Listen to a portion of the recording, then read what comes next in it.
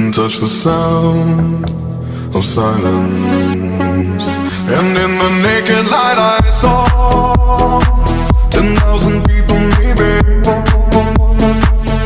people talking without speaking, people hearing without listening, people writing songs that voices never share, and no one dared disturb the sound of silence.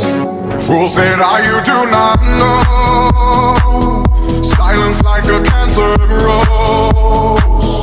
Hear my words and I might teach you.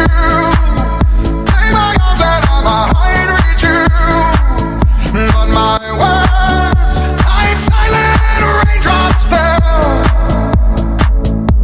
and echoed in the wells of silence.